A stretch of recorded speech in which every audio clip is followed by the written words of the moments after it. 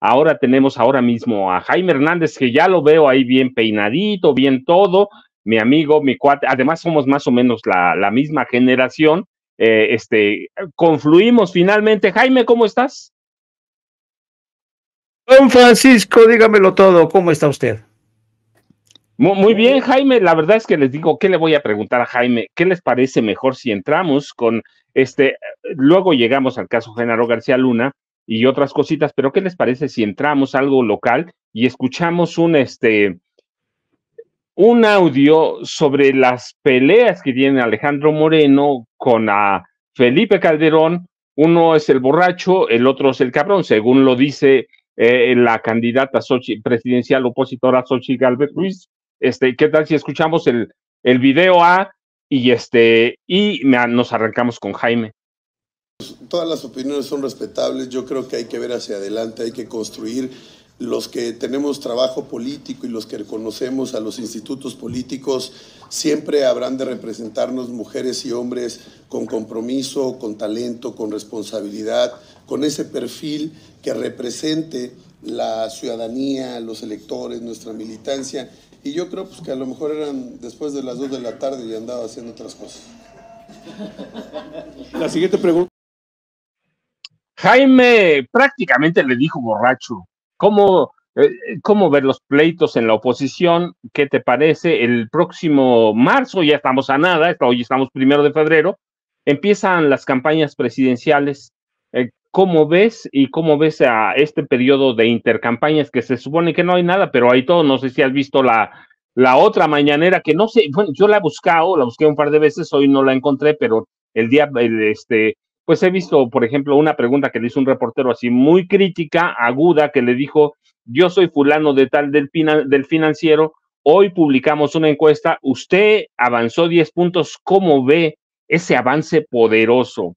Esa es la crítica que hay en esa mañanera. ¿Cómo lo ves tú, Jaime? Pues se ha convertido en una especie de totum revolutum, ¿no? Que de alguna manera es previsible siempre en estos prolegómenos ya de las elecciones que ya están a la vuelta de la esquina, querido Paco, en junio próximo. Y yo creo que, fíjate que yo tengo la impresión de que cada vez que sale Alito, Xochitl Gálvez, o sale también a través de su cuenta de X, el expresidente López Obrador, o también aquellos líderes políticos del PRD que están desencantados, amargados, dando patadas de ahogado porque no los han elegido, forma parte, ¿no? Forma parte ya de este guión, de este script al que nos tienen acostumbrado estos partidos. Yo creo que no es solamente así uno puede explicarse el terrible grado de desafección de los ciudadanos, la falta de credibilidad de estos partidos políticos que sabemos que están podridos por dentro y por fuera. El grado de podredumbre asoma en cada evento, en cada conferencia de prensa, y vienen, ya sabes, porque esta gente además es muy pendenciera. Alito, Felipe Calderón, siempre andan con el cuchillo entre los dientes, dispuestos a navajearse, porque esa es la clase política que dominó durante más casi 4 décadas, ¿no? Con crímenes de Estado, con robos, con latrocinios, con tráfico de influencias, con escándalos de enriquecimiento inexplicable. Así es que yo creo que no deberíamos sorprendernos, ¿no? De este tipo de desplantes, de escenas grotescas que hablan, fíjate qué interesante, hablan del estado de descomposición de los partidos políticos que prácticamente dominaron a este país durante mucho tiempo, y partidos políticos que ahí están completamente desconectados de la calle, de los ciudadanos. Los ciudadanos ya van por otro terreno, ya les dieron la espalda desde hace rato. Ya saben los ciudadanos qué esperar de Alito, por ejemplo. Ya saben qué esperar de Lili Téllez, ya todo el mundo sabe qué esperar de Margarita Zavala, ¿no? Una mujer que se ha convertido en un chiste. Ya sabe uno qué esperar de Felipe Calderón, que es un bravucón, y más todavía cuando, como asegura Alito, son más allá de las 14 horas y sobre todo ahí en España. Fíjate cuánta tentación, ¿no? Entonces, yo creo que a mí en lo personal no me sorprende, pero yo creo que esto permite a los ciudadanos hacer una composición de escena, ¿no? De quiénes son los protagonistas o quiénes han sido los protagonistas de esta era de podredumbre, de corrupción, que desde hace rato muchos intentamos dejar atrás. El próximo 2 de junio va a ser, yo creo que, una frontera más en este camino, en esta experiencia fabulosa que estamos protagonizando todos los ciudadanos de México, por deshacernos precisamente de estos políticos corruptos, ¿no? No estoy diciendo que a partir del 2 de junio todos los políticos que van a resultar electos, todos sean unos santos, ¿no? No, pero por lo menos yo espero que el próximo 2 de junio nos permita a muchísimos soltar lastre y tirar por el vertedero a esta clase política que no supo estar a la altura de las circunstancias, que no se ha dado cuenta de en qué medida ha cambiado el país y en qué medida los ciudadanos ya están hartos de ellos. Jaime, ¿y cómo ves tú ayer renunciaron 3 diputados federales del PRD, Jesús Zambrano Grijalva los llamó berrinchudo, los llamó lo que tú quieras, pero es un cascarón. Tú le ves futuro, yo digo, ya se murió prácticamente, está ahí como en una especie de misa de cuerpo presente, ¿no? No sé, ¿tú le ves algún futuro? No, francamente no. Yo creo que el PRD ya está lanzando sus últimos estertores. Hay que tener en cuenta que el PRD ha sido un partido político que se fue suicidando en cámara lenta. Se fue colocando la soga y en cámara lenta se fue apretando hasta prácticamente encontrarse ya en el patíbulo, ¿no? Y realmente yo creo que desde hace tiempo este partido donde siguen mandando y mucho los chuchos, pues se ha convertido prácticamente ya en una sucursal donde quedan todavía los últimos mohicanos, que ahora pues los utilizan para ir por los chescos, ¿no? Qué decepción, ¿no? De estos líderes que alguna vez fueron presentados, se presentaron a sí mismos como los líderes de la izquierda en México. La parte con más garra, con una trayectoria, con mucha enjundia de estos líderes, pero lo cierto es que últimamente los chuchos, que son, digamos, ya son los últimos mohicanos que están ahí, pues han dado prueba de hasta qué punto los líderes de izquierda de antaño se han convertido prácticamente en mascotas de 2 partidos, el PRI y el PAN, tremendamente corruptos, ¿no? Y además no tienen poder de interlocución. Así es que yo creo que el Partido de la Revolución Democrática, que alguna vez tuvo entre sus filas a Andrés Manuel López Obrador, a Cuauhtémoc Cárdenas, pues está a punto ya de que lo lleven al camposanto, porque yo francamente no creo que supere este último tramo electoral, y yo creo que, como tú dices, parece ser que ya estamos todos asistiendo a esta misa de cuerpo presente, porque yo francamente no le veo más futuro. Tampoco, la verdad, se los confieso, yo creo que las elecciones del próximo junio van a ser muy reveladoras, pero me estaba guardando un tema con Jaime, de veras, un tema que yo sé que Jaime conoce, que le interesa además. Yo lo digo así, Jaime, a partir del lunes, cuando vino Jorge Ramos a la mañanera, o se presentó en la mañanera, fue como la punta lanza para una campaña violentísima de unos cuantos días y coordinada por un grupo de periodistas, pero coordinada por la DEA, para golpear violentamente al presidente López Obrador. Hoy lo llamó el presidente una injerencista, pero yo digo, hay injerencismo, hay corrupción, hay revanchismo. La DEA es un organismo corrompido hace mucho, pero tú cómo viste esta oleada que es tan danada contra el presidente López Obrador y cómo viste los reportajes. Te lo pregunto porque sé que tú los viste, porque sé que los sigues y porque, bueno, pues son de interés para nosotros.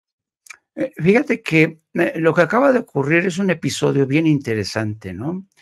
Hagamos de lado que fue un acto injerencista perfectamente cronometrado. Hagamos de lado eso porque no lo sabemos, no lo sabemos. Pero también es muy cierto que en política las coincidencias no existen, ¿no? No existen. Entonces, bajo este principio, yo diría que fue bastante interesante cómo Jorge Ramos protagoniza lo que desde mi punto de vista fue un primer acto para tratar de presentar a Andrés Manuel López Obrador como un presidente insensible, como un presidente incapaz, al dolor de miles de muertos. Ya sabemos que ha sido que su estrategia de abrazos no balazos, que no es tan simplona, no puede interpretarse a partir de explicaciones reduccionistas. Sabemos que detrás de esta frase de abrazos y no balazos hay algo mucho más profundo.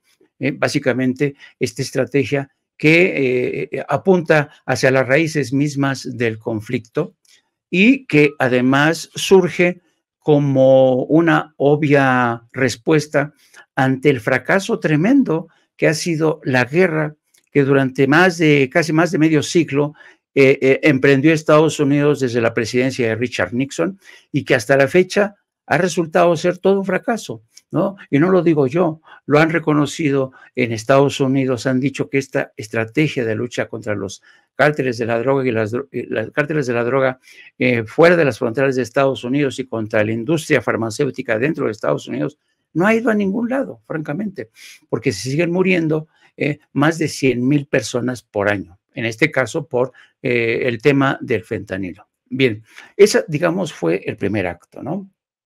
Pero luego, en un segundo acto, irrumpen periodistas. A mí me cuesta trabajo decirle periodistas a personajes como esta mujer, Anabel Hernández, que irrumpe. Anabel Hernández siempre ha sido un personaje muy atrabancado. Se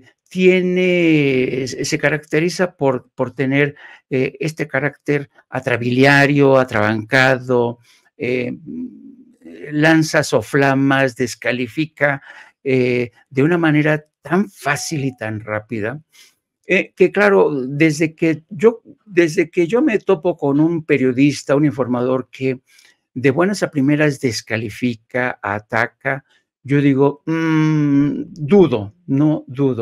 Y además, en el caso de Anabel Hernández, muchos dudamos porque yo recuerdo que Anabel Hernández fue una periodista que tenía, que tenía en su haber investigaciones importantes que pusieron al descubierto escándalos de corrupción. Pero yo creo que a Anabel Hernández la soberbia se le subió. Y yo creo que Anabel Hernández, yo no sé si ya se percató que rinde ahora más atacar, ponerse al servicio de una campaña, al servicio de determinados intereses. A lo mejor le está yendo mejor, no lo sabemos, ¿no? Y yo creo que todo empezó con estas acusaciones realmente muy desconcertantes por parte de Anabel Hernández y también en el programa de Carmen Aristegui, otra periodista que en el caso de Aristegui me causa menos sorpresa porque yo soy de las personas que más o menos empezó desde el inicio de la trayectoria, cómo se fue construyendo la imagen de Carmen Aristegui, cómo se le fue cuidando, cómo se fue moldeando esta figura de mujer periodista independiente que empezó a cundir con sus casos y sobre todo con un rosario de premios que eran cabildeados en Estados Unidos, ¿no? detrás de Carmen Aristegui ha habido muchas manos que han operado a su favor para construirle una imagen, para convertirle en una especie de paladina de la información, después darle espacios en CNN en español, para construir básicamente y consolidar un perfil de periodista independiente, insobornable, ¿no? Pero ya en esta etapa, pues ya nos dimos cuenta que Carmen Aristegui es todo menos una periodista independiente, ¿no? Bueno, y luego viene y surge de manera misteriosa la publicación en ProPublica de este reportaje que muy insidioso, o sea, el grado de insidia que proyecta este reportaje de Tim Golden es apabullante, porque además es una historia que se publica con carácter extemporáneo, hace muchísimo tiempo después, para no llegar a ninguna conclusión, para solo sugerir y causar dudas, insidia, una insidia que es aprovechada y explotada precisamente por todos estos medios corporativos, por columnistas, que no dudan un segundo para lanzar y apuntar su dedo flamígero contra el presidente para acusarlo directamente de tener vínculos con el narco, ¿no? Entonces, aquí vemos toda una composición de escena que, insisto, no hay casualidades en política. Y yo creo que Andrés Manuel López Obrador tiene todo el derecho a sospechar de que aquí hay gato encerrado, aquí hay gato encerrado. ¿Y por qué ahora? ¿Por qué justamente en el último tramo de su mandato? ¿Y por qué? Y esto es lo que a mí me parece más interesante, ¿por qué este ataque ha coincidido con la decisión de la Suprema Corte de invalidar una ley en materia de la reforma eléctrica que en muchos sentidos responde a los intereses de empresas de Estados Unidos, de empresas extranjeras, que no se conforman con los cambios y quieren echar para atrás estos cambios? Yo creo que hay dos posibilidades, y aquí entro en el terreno de la especulación. Yo creo que siempre, por lo menos así ha sido en la política en México, y tú que eres un veterano periodista, me quitarás o me darás la razón. Yo creo que hay mucha gente que está haciendo el cálculo de que se viene una época de vacío de poder, porque siempre se produce. Cada vez que un presidente está por dejar el poder y viene un nuevo sucesor, se produce una suerte de vacío de poder que muchos aprovechan, ¿no? Para arrimar el ascua a su sardina o para jalar el agua para su molino. Entonces, yo creo que hay algo de eso, hay algo de eso.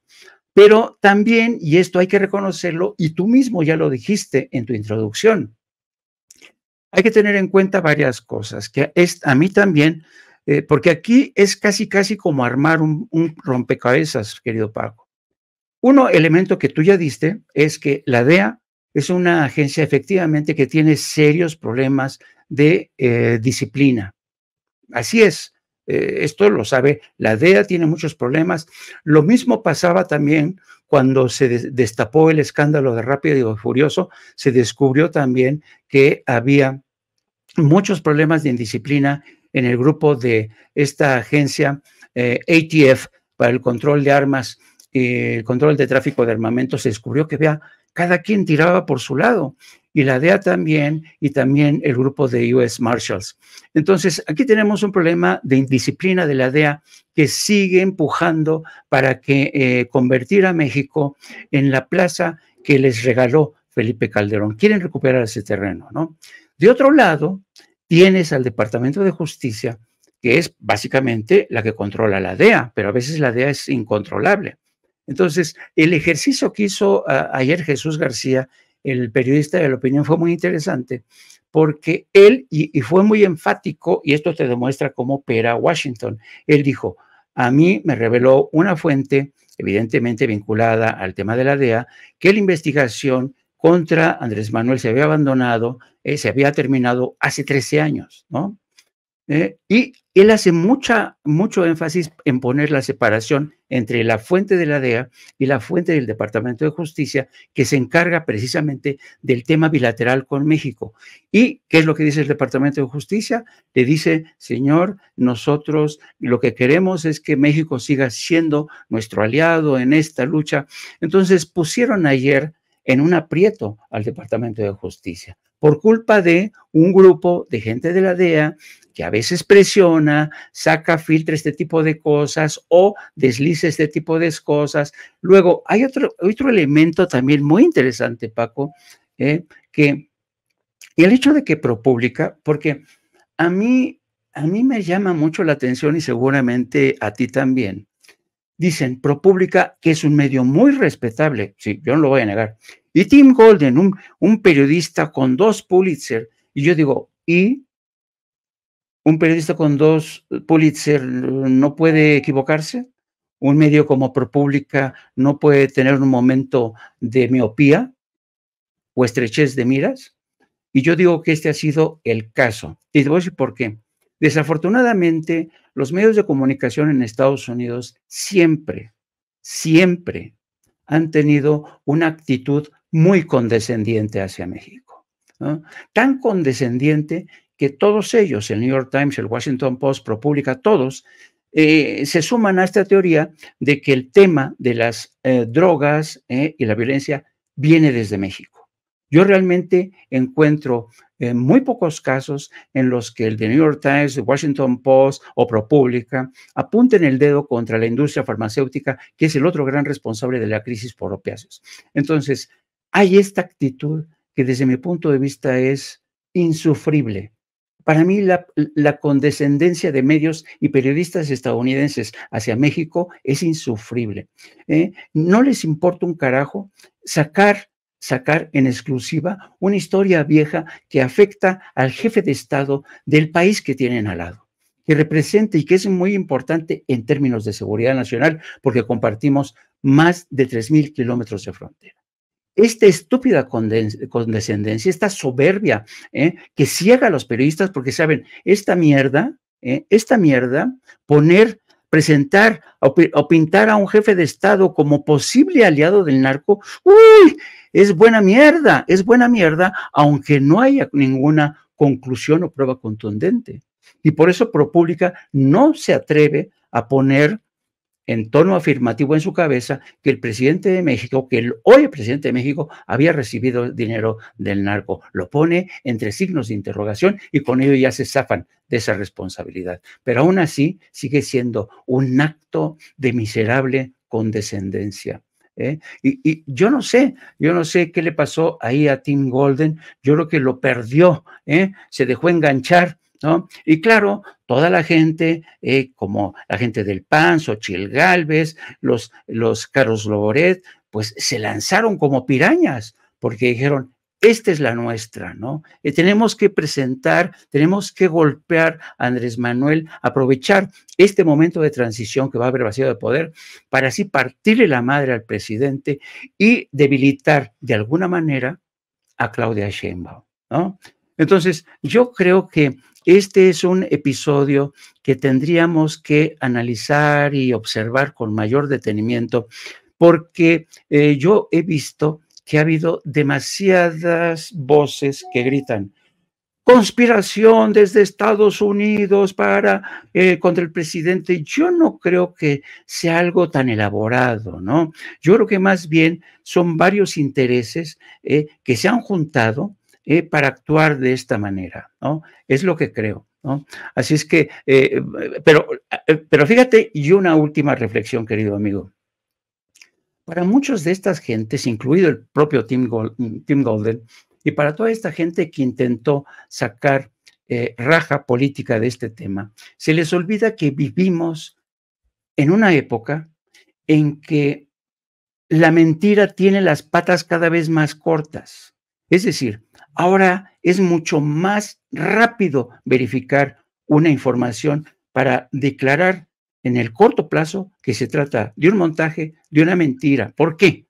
Porque si te diste cuenta, en el transcurso de ayer hubo periodistas, Julio Astillero con una entrevista, otros con otra entrevista, y fueron entre todos y las redes sociales, fuimos armando un rompecabezas en el que quedaba claro que era imposible que Andrés Manuel efectivamente era el personaje que aparecía en este reportaje insidioso de ProPublica, o que se correspondía a las acusaciones que había lanzado Anabel Hernández, que por cierto, habría que decirlo, hoy está en el pozo, en el sumidero del descrédito a Anabel Hernández.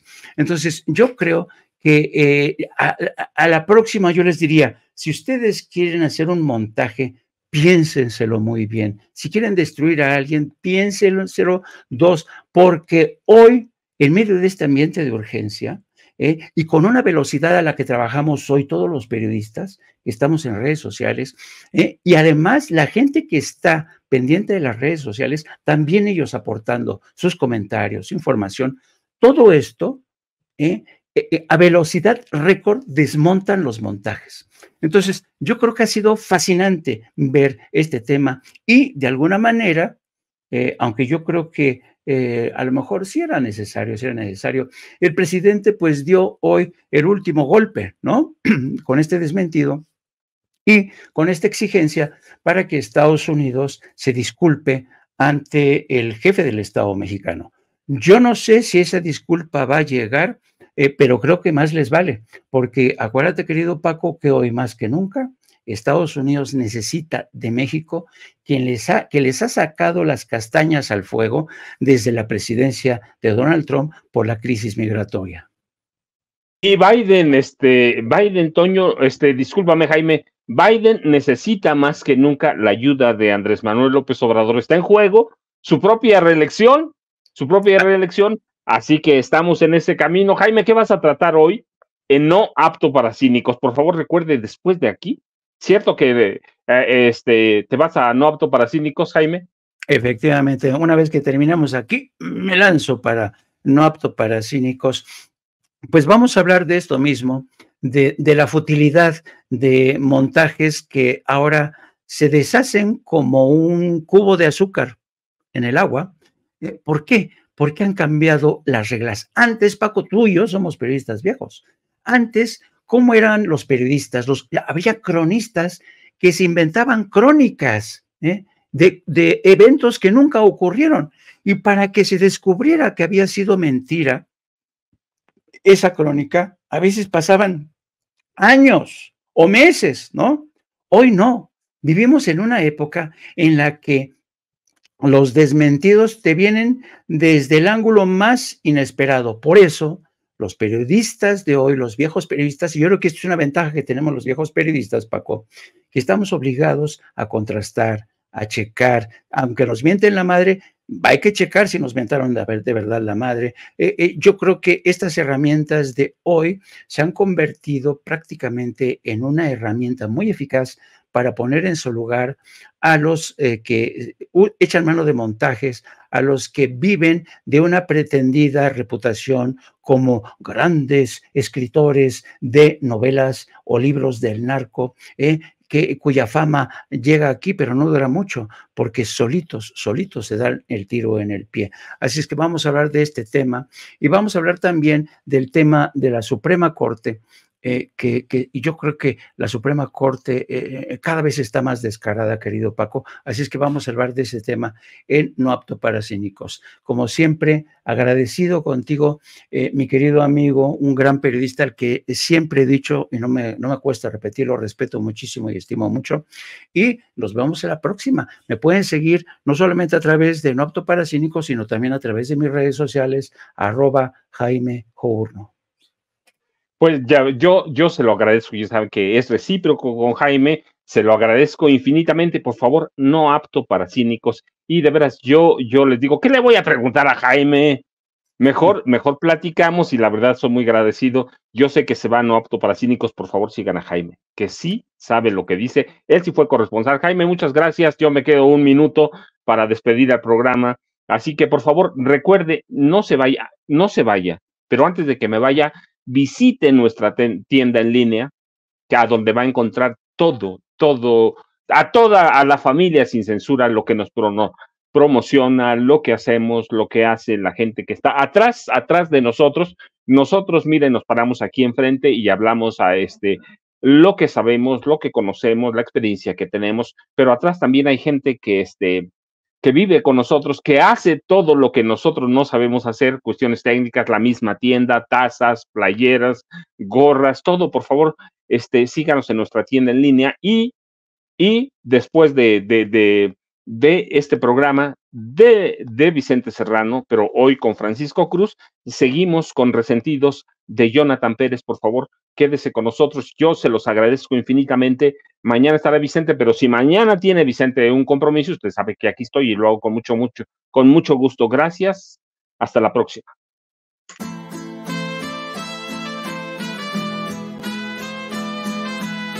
Otra prensa que es luz y claridad en la noche oscura. Hay quien tiene remedio y hay medio sin cura. Hay una prensa que nutre la perfecta dictadura y le declaró una guerra abierta a la cultura. Hay otra prensa dispuesta a enfrentarse a esta locura, sincero, sin pero, sin miedo y sin censura.